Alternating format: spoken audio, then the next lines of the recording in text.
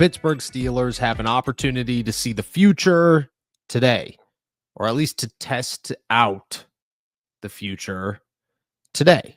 And it's not the way that they anticipated things. It's not the way that they envisioned it at the beginning of the season or even midway through the season. But the Pittsburgh Steelers' plans may be changing for the future, and them changing for the future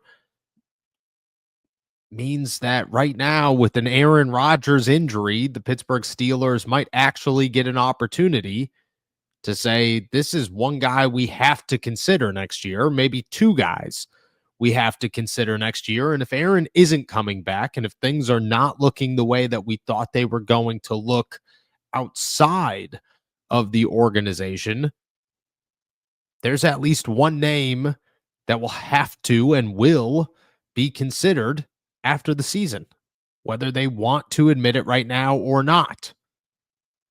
Now they have a decision to make, and that decision may be, it's time to see if that guy can do it or show us that he can today, just in a small sample size. What's going on, everybody?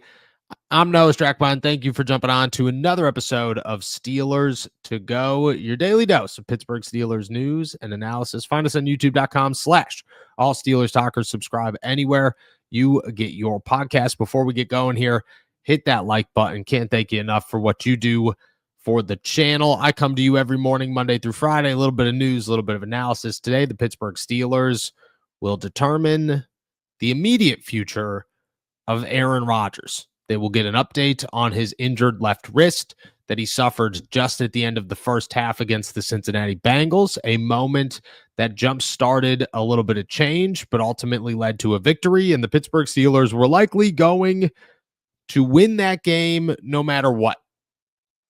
But they got a boost, they got some help, and they got pretty quality play in the second half after Aaron Rodgers went down. There are two sides to the coin here. There is the Aaron Rodgers side, to acknowledge that he is the starting quarterback of the Pittsburgh Steelers, should remain the starting quarterback of the Pittsburgh Steelers, and you don't bench an Aaron Rodgers for almost anybody, especially not somebody that you are sold is the future franchise quarterback of your team. That is the only instance in which you go, well, if they look good enough, why would we hold back? But not for Mason Rudolph, and quite frankly, not for Will Howard either. But with the wrist injury and the Steelers having a decision to make, maybe they get a glimpse into what their next quarterback might look like in 2026. Maybe that quarterback is Mason Rudolph. Maybe that quarterback is Will Howard. Both of those names are going to be involved in some sort of search for the Pittsburgh Steelers, and both of those names will be included in whatever competition the Steelers have next summer to determine who their week one starter is going to be. Mason may very well be the oldest name in the room and the only real veteran there with experience on this football team and in this city. Maybe that gives him an upper hand. Maybe it doesn't. But returning to right now, the Steelers can use this game and say Aaron Rodgers is injured. We hold first place in the AFC North, but it is a tight race with the Baltimore Ravens. That is likely our best shot into the postseason this year. And if we have to win the AFC North, and we have to remain competitive, and we have to remain the top team and have a quality team at the end of the season when we play the Baltimore Ravens and when we play the Cleveland Browns to determine the winner of the division, maybe we want Aaron Rodgers there, and maybe we want him to be fully healthy heading into that game. If that is the case, if the Steelers are a team that is genuinely concerned about how close this AFC North race is, then the door is certainly open to hold Aaron Rodgers back for a game. And if they choose to do that, it is crazy to say, but it is truthful to say that a glimpse at Mason Rudolph is a glimpse to what can come. The 2026 NFL draft class is not shaping up the way the Pittsburgh Steelers or anybody else thought it was going to. Heading into it or heading into the season, the Steelers, who very much so can still do this, and it would not surprise anybody if they did. But right here today, the Steelers are a team that hold just about 12 draft picks in the 2026 draft class. They're probably not going to use all 12 of those.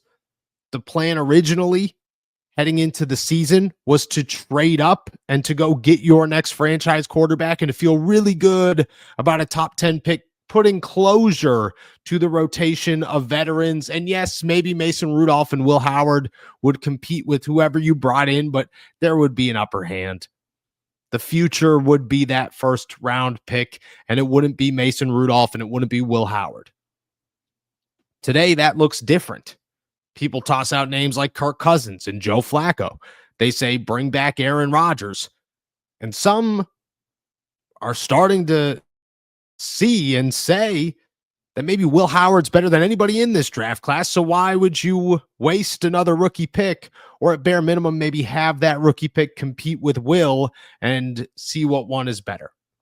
But if that is the case, if the Steelers are going to go with the veteran and they're not going to bring in Kirk Cousins or Joe Flacco, or even if they are and they're not going to guarantee them a starting job because maybe, just maybe, they're over guaranteeing starting jobs to veterans and they truly need a quarterback competition in 2026. Maybe that's the case. Maybe it's time for them to change their approach. If that is the case, Mason Rudolph will be number 2 in that competition. Will Howard will be number 2B in that competition. And the Steelers can get one look right now at least one of them. Chances are it's Mason Rudolph. And it should be Mason Rudolph. Mason Rudolph finished the game 12 of 16 for 127 yards. He threw for a longer average pass, 7.9 yards, than Aaron Rodgers, 7.7. He had a touchdown, a 118 passer rating. It's not a bad day for the 29-year-old. It's not a bad day for a long-time backup and veteran for the Pittsburgh Steelers. Next week, you face the Chicago Bears. And you got to think that Aaron Rodgers wants to play against Chicago. You got to think that the city that he says that he owns, the team that he's beaten as many or maybe more than any team he's ever beaten in the NFL, the team that is his biggest rival and always has been his biggest rival. One last trip to Chicago for Aaron Rodgers in a new uniform, but really the same spice, the same determination, the same grit that probably believes he still owns that city. He's going to want to play. Maybe the Steelers have to make that business call and make that business decision to say, look we have to protect you for the future. You have to be the later, you have to be the playoffs, you have to be the opportunity to play for a Super Bowl, which we all agree with.